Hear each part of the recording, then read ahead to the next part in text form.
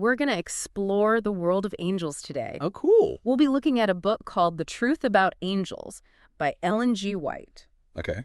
And trust me, this is going to be way more than just the typical Sunday school stuff. Uh-huh. Yeah. What? I think a lot of people have that, image of angels. Right, exactly. Like, oh, angels? Yeah, with the little With the hair. harps and the wings and yeah. Exactly. So how does this book, how does it sort of approach angels differently? So, this book is really fascinating because it presents angels not just as these winged figures with halos, but as Yeah.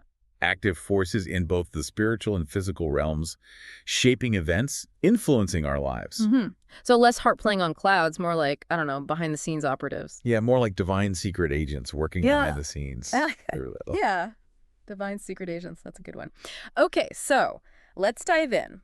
What are some of the key takeaways from this book? Where does it start? Well, those first two chapters, they really focus on this idea of personal guardian angels. Oh, wow. Like each of us having this dedicated protector. So it's not just one big guardian angel for all of humanity. We each get our own. That's what the book suggests, yeah. Okay, now that is interesting. But hold on a sec. If we've all got these guardian angels looking out for us, how come bad things still happen? Where's my guardian angel when I trip and spill coffee all over myself, Yeah, no, that's a valid question. Right. The book actually addresses this head on with this concept of a cosmic conflict, right? Okay. Between good and evil. Oh, okay. So it talks about Lucifer's rebellion in heaven, how that sparked this ongoing battle that's still playing out today. Wait, so we're talking full-on cosmic war, like angels versus demons. Yeah, exactly. It's getting pretty intense. It is. And what's even more interesting is that the book suggests this conflict isn't confined to some far-off heavenly realm. Mm-hmm. It's actually happening right here on Earth, right now. So there's a spiritual battle going on all around us, even though we can't see it.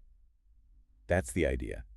And the book argues that understanding this conflict is key to understanding, everything, really, all the challenges and triumphs in our lives. That's a lot to take in. It is. But it's also pretty fascinating, right? So how does this cosmic conflict, how does it tie into the Bible? Does this book talk about that at all? Absolutely. It actually goes through a ton of key biblical events Okay. and highlights how angels were involved in them. Give me an example. Well, for instance, Noah's flood, the Exodus, the building of Jericho, all these major events. The book suggests angels were there. So we're not just talking about those, those stereotypical images of angels appearing to shepherds. Right, exactly. The book argues that they've actually played a major role in shaping the course of history. Huh. But how much freedom did they have? Were they just taking orders from God, or could they go off script? That's a good question, and actually the book touches upon that. It suggests that angels operate within God's will, but also possess a certain degree of freedom in how they carry out their tasks. So they have some leeway, some room to improvise. Exactly. Think about the story of Daniel in the lion's den. The book argues that the angel who protected Daniel, he intervened directly to save his life. He went above and beyond just delivering a message. Right, that's true. It's like the angel saw what was happening and decided to act, even though God hadn't explicitly told him to do that. Exactly. So it adds this whole other level of complexity to the whole idea of angelic intervention, right? Totally. So if angels were so involved in these Old Testament stories, what about Jesus? I mean, you can't talk about angels without talking about Jesus. Does the book go there? Oh, absolutely. Huh. A big part of the book is dedicated to exploring the role of angels in Jesus' life. Okay. From his birth all the way to his resurrection and ascension. So we're not just talking about the angel Gabriel announcing his birth. No, it goes much deeper than that. Okay. It suggests that angels were constantly present throughout Jesus' life. Yeah. Offering support, protection, guidance, It's like they were his divine entourage or something. Right. Always there in the background. Yeah. For instance, think about after Jesus' temptation in the wilderness. Angels came and ministered to him.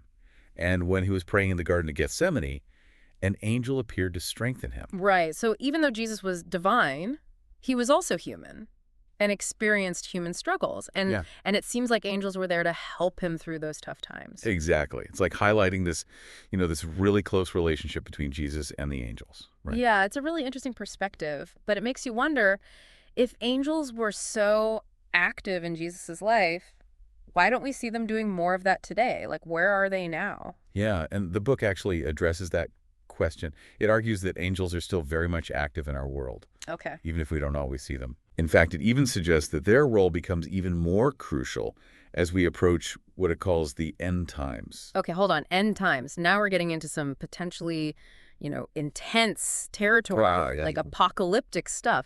So what does the book say about that? What are angels supposed to be doing during this, final showdown between good and evil? Well, um, it describes angels playing crucial roles during the end times. Protecting the righteous, executing God's judgment, and ultimately helping to bring about a new era of peace and harmony. Wow, that's pretty heavy stuff. But, like, how literally should we take that? I mean, this is just one interpretation of these events, right? Right, exactly. It's important to remember that this book is written from a very specific theological perspective. Hmm. It's based on Ellen White's own interpretation of Scripture and her own experiences, which, we can dive into more later. Okay, yeah, that sounds good. So let's maybe shift gears a little bit for now and talk about the afterlife. Does this book touch on what happens after we die? And if so, like, what role do angels play in that? It does. And it actually paints a pretty fascinating picture of the afterlife. Okay. It suggests that angels continue to interact with the redeemed Yeah. in the afterlife, Yeah. guiding them, helping them find their place in God's kingdom. So it's not just, like, harps and clouds up there. There's still stuff going on. Exactly. Yeah. It suggests that it's a dynamic place full of activity and interaction. It's really interesting to think about all these different ideas about the afterlife. It is. And it's the kind of stuff that this book does really well. It gives you these glimpses into this unseen realm and makes you reconsider everything you thought you knew. Totally. Well, on that note, let's take a quick break. When we come back, we'll explore Ellen White's personal experiences with angels and talk about what this book might be trying to tell us about our own potential for encountering the divine. Sounds good. Stay tuned. Okay, so we've covered a lot of ground. Angels in the Bible, this cosmic conflict, even the afterlife. But you know what really fascinates me about this book is that Ellen White doesn't just talk about angels in this, like, abstract way. Right. She actually shares her own personal experiences. Oh, absolutely. Like, she claims to have actually interacted with these beings. Yeah, and that's what I think makes this book so powerful. Yeah. It's not just dry theology. It feels very personal, very real. Totally. It's like she's saying, hey, this isn't just some theory. This is my lived experience. So what kind of experiences does she talk about? Like, did she see angels with, like, actual wings and stuff? Well, she does describe some pretty amazing encounters. But she also emphasizes that not all angelic interactions are that dramatic. Sometimes it's more subtle.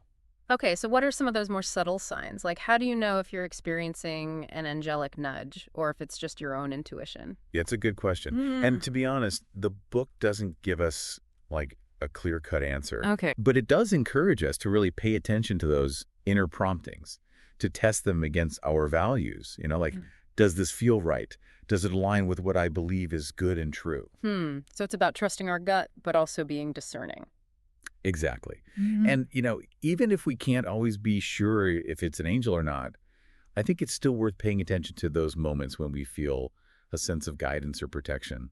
I agree. It's like, why not err on the side of, being open to the possibility? Exactly. But, I'm sure there are some people out there who think this is all a bit far-fetched, right? Oh, of course. Like, how do we address those who are skeptical about the whole idea of angels? Well, I think skepticism is healthy. We should always question things, especially when it comes to extraordinary claims. But at the same time, I think it's also important to be open to the possibility that there are things out there that we might not fully understand yet. Our scientific models are always evolving, and there might be aspects of reality that we haven't even begun to explore. It's like, we don't know what we don't know. Right, exactly. So maybe that's where faith comes in. It's not about blindly believing everything you hear, but about being open to the mystery, the unknown. That's a good way to put it. And that brings me back to something you said earlier about how this book challenges our assumptions about angelic intervention. Like, what if their influence is more subtle and pervasive than we realize? What if they're involved in things that we don't even think about? Absolutely. What if they're involved in scientific discoveries or artistic inspiration, or maybe even random acts of kindness? Wow, that's a pretty mind-blowing thought, right? It is. It's like there's this whole other level of reality operating alongside our own. Yeah, and we might not always be able to see it, but maybe we can feel it. Maybe those moments of synchronicity, those serendipitous encounters, are actually signs of angelic intervention. It's possible. It's like trying to prove the existence of the wind. You can't see the wind itself, but you can see what it does. That's a good analogy. So maybe it's the same with angels. Right, we see the effects, even if we can't see the cause. Exactly. Okay, so let's talk about the end times again. If angels are working so subtly now, like how does that change during this, final battle? Does the book say anything about that? It does, and it gets pretty interesting. It Yeah. suggests that during the end times, the line between the spiritual and physical realms might become more blurred. Okay. Like maybe we'll actually start to see more overt signs of angelic activity as this battle intensifies. So things might get a lot more, well, supernatural. It's certainly a possibility, but the book also emphasizes the importance of being prepared. Spiritually prepared. Yeah, like strengthening our connection with God, aligning ourselves with the forces of good. So it's not about panicking or giving into fear, but about like cultivating inner strength and resilience. Exactly. And that's something we can do right now, regardless of what the future holds, right? Focus on becoming the best version of ourselves, making choices that are aligned with our values. That's a really powerful message. It's like we have a responsibility to prepare ourselves, not just for some future event, but for life itself. Absolutely. Hmm. And who knows, maybe that preparation is exactly what will allow us to see and experience the angelic realm more fully. Interesting. So if angels are these powerful beings who can influence events on such a grand scale, like why do they even need us? What role do we humans play in all of this? Hmm. That is the question, isn't it? Yeah, it's like if they can do all this incredible stuff, why even bother with us? Right. It's a great question, and it really gets to the heart of the book's message, I think. Okay, so what's the answer? Like what's so special about us humans? Well, the book doesn't give a definitive answer, but it does offer some really interesting insights. Hmm. It suggests that we humans, we actually have a unique role to play in this whole cosmic drama. Okay, I'm listening. One that angels, for all their power and wisdom, can't quite fulfill. What do you mean? Like, what is it about us that makes us so important? The book points to our capacity for love, compassion, creativity. Hmm. It argues that these qualities are essential for the growth and evolution of the universe. Okay, but angels are supposed to be, like, beings of pure love, right? That's true, but they don't experience the world in the same way we do. What do you mean? Well, think about it. Angels might understand love on a theoretical level, but they don't experience the joys and sorrows of human relationships. Hmm. They don't face the same temptations, make the same mistakes.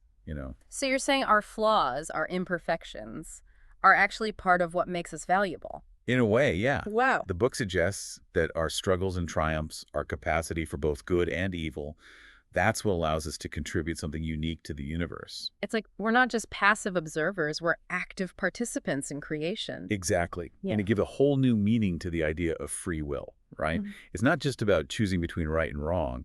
It's about using our freedom to create, to love, to learn, to grow. So our choices matter, not just for ourselves, but for the whole universe. That's what the book suggests. Wow, that's a pretty big responsibility. It is, but it's also incredibly empowering. That's true. It means we're not just cogs in some cosmic machine, we're actually co-creators. Exactly.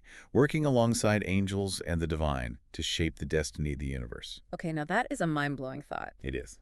So let's bring it back down to earth for a minute. If angels are really all around us, like this book suggests, how should that change the way we live our lives? Well, I don't think it's about expecting miracles or waiting for angels to solve all our problems. Okay. It's more about cultivating an awareness of their presence, a sense of gratitude for their support, and a willingness to cooperate with their guidance. Okay, but how do we do that? How do we actually tap into this angelic support system? Well, the book talks about prayer, Okay. meditation, acts of kindness. Hmm. These are all ways we can open ourselves up to angelic influence. It also emphasizes the importance of living a life of integrity, compassion, service. So it's like we create an environment where angels can work more effectively in our lives. Exactly. When we align our intentions and actions with love and goodness, we become more receptive to their guidance. So it's not about passive waiting, it's about active participation. Absolutely. It's about becoming partners with angels in this work of creating a better world. That's a really beautiful way to put it. And maybe that's the ultimate message of this book, to awaken within us this sense of wonder and gratitude for the unseen forces that are constantly at work in our life, guiding us towards a brighter future. I like that. And as we wrap up this deep dive into the truth about angels, I want to thank you so much for sharing your insights. Of course, it's been my pleasure. It's been a truly fascinating conversation. And to our listeners, as you go about your day, we'll leave you with this thought. If you truly believed you had a guardian angel watching over you, how might that change the way you approach your life, your relationships, your journey towards fulfilling your purpose? It's something to think about. Until next time, keep exploring, keep questioning, and keep your heart open to the infinite possibilities that exist beyond the realm of the seen.